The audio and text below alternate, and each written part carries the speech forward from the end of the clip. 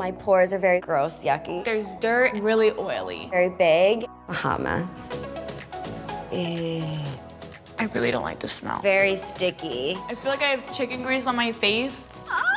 It's hard to get off. Not my favorite. Pores No More vacuum cleaner. Oh my God, it turned blue. I don't need much product at all. It spreads super easily. It dries quickly, like 10 minutes or less. It feels really good.